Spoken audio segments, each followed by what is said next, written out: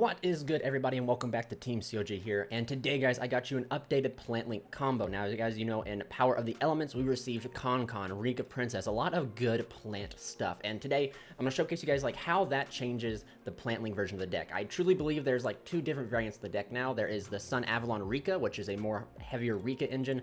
That is more control, and that's not, we don't do control here, or at least we don't do it as often as like, it's not the forefront, right? And then there's like the plant link version, which I believe has a better inboard, higher ceiling, and I believe in some cases it plays around a lot more than what the Sunavalon Rikka stuff does. Now I do know that Rikka Sunavalon ended up winning a YCS. However, you can take that with your grain of salt because it seems like it always seems like over in Europe during like the European YCSs, nothing meta ever wins. However, not knocking the player, he did great. The deck does have a lot of powerful stuff no matter what variant you play. So today, guys, I'm going to show you what the one card seed now gets us. If you guys are familiar with all my old plant link stuff, you guys will know that one vanilla boy here gets us to like a whole inboard. And now we got way more stuff, considering that I haven't touched this deck since before the Therions came out. So now we have like Therions, so we have the ability to play around our fit like before we commit to sowing or fifth summon, etc. And we got the Rikka stuff, which the Rikka stuff is insane. But anyway, guys, before I continue on, if you guys want to help support the channel, check the links down in the description below. Check out TCG Player, Imperium Duelist, all that fine stuff. Also, join the Discord. We are hosting remote duel tournaments weekly every Saturday. So come on over, enter in. It's free it's free entry. Just come play, and then we are having like a bigger event at the end of the year. It's been organized by my mods, so huge shout out to them. And then finally, if you guys want to see this deck in action or get the chance to play against this deck or just come and hang out and chat with me, head over to twitch.tv/team_COG. We are on the road to partner now, and yeah, not much more can be said. Let's just go ahead and jump into the combo side of the video. Okay, guys, so this is literally just one card. This card right here is just a discard. This card, you have 4 other cards in your hand, so you are going to have a discard. This right here is just what you need to utilize Shrine later on the turn, but there is like an avenue and route you can possibly take to not even like use it. That's the one thing about this deck is like there is so many lines of play. Like I could probably do like a 4 to 5 hour video just to cover the lines that you do once you get to Jasmine, right? So with that being said, we're just gonna go with this, and then if you guys want to see more combos or test hands, comment down below, give this video a like and all that stuff. So without further ado, we're just gonna normal summon the small seed, just like the Lorax would have wanted. So we're gonna take this, turn it into Dryas here. Dryas effect adds us the most busted card I believe like this deck has, which is Sunvine Sowing, which blows my mind that Rikka Sunavalon players only play like one of it. Like this card gets ashed your turn like ends. It feels like this card is so powerful, like you'd want to hard open it, but I'm not here to thrash on the Rikka Sunavalon deck. I'm not here to thrash on that. So that's for another video. Anyway, we'll go ahead and activate Sowing. Sowing will take 1,000, summon from the deck. If you guys are not familiar, so we take 1,000, summon out Twin. Since we took damage, that'll trigger out Dryas. We'll gain the 1,000, then summon from the extra deck a Sunvine Link, and then Sunsync Twin summons a normal plant monster from the graveyard. So to dodge like Bell here, we'll just go ahead and go Chainlink 2, Chainlink 1.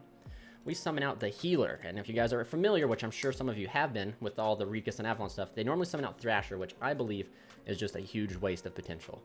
Anyway, we summon out Loki here. Healer effect, target Dryas, we gain 300. We're now at 8,300 life. That is important for the next part here, which we go ahead and go into Jasmine.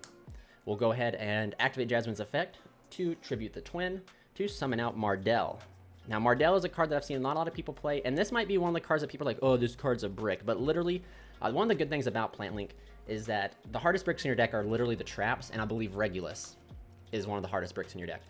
So you play like 3 hard bricks, which aren't that bad considering, and then like all these other bricks, quote-unquote bricks like Mardell, all the plant cards can get out of your hand for free. It doesn't like, you just change your combo line a little bit different, and you're able to get them out of your hand. But anyway, Mardell's effect, we get to add ourselves any plant monster, which that's why I believe she is too insane, but we're going to go ahead and add Arrowmage Laurel. If you guys are familiar with the old Plant Link stuff, this right here will be just same old stuff. Special Laurel, because our life points are higher than the opponent's. We then link here into Jasmine. So Laurel will gain us 500, triggering both Jasmines here.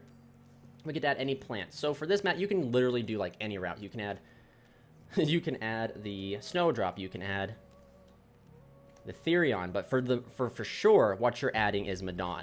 So like Madon has to be one of the cards added. Then after that, if you want to do a different combo line, you can do whatever you want from this point on, because I believe there's a combo line where you can add the Therion Lily, and then you're able to summon Regulus, which Regulus is an Omni Negate, which is really important so you don't get your back blown out by cards like Evenly and stuff like that.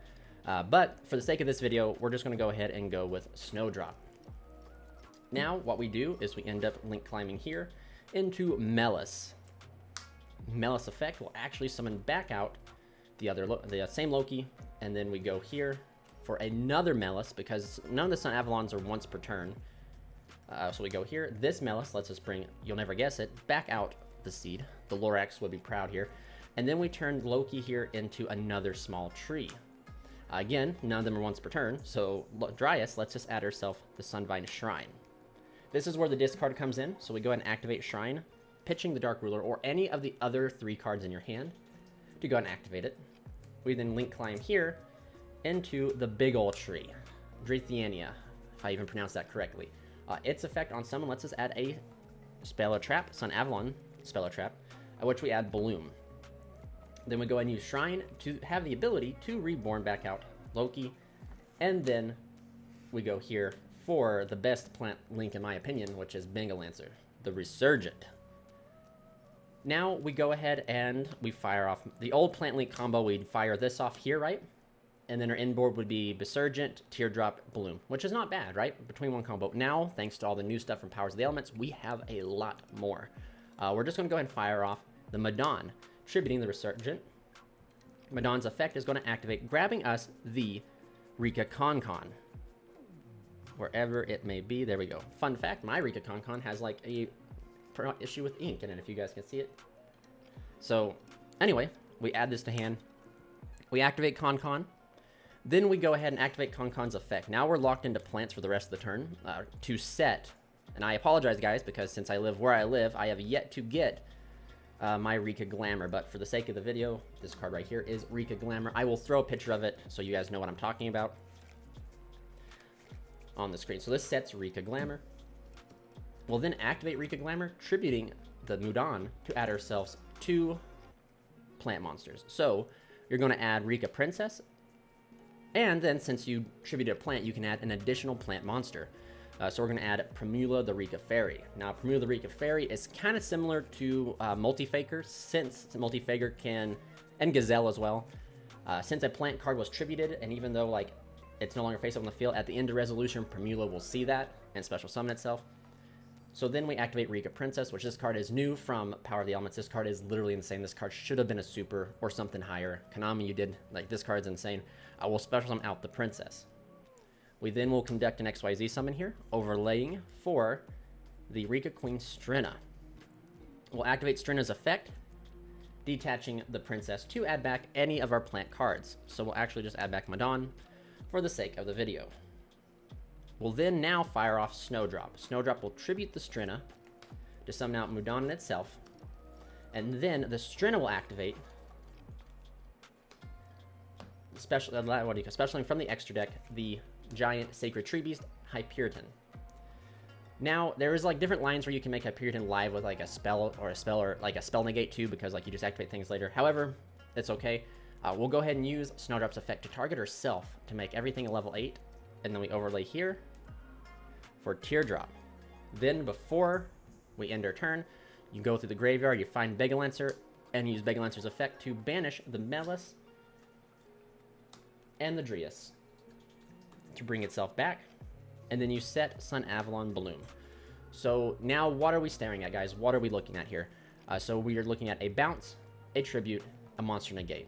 And then we have Bloom here, which is also a monster negate, and it allows all your plant link, one of your plant links up here, during damage, it can gain the attack of whatever it points to. So at 25, it can gain 28.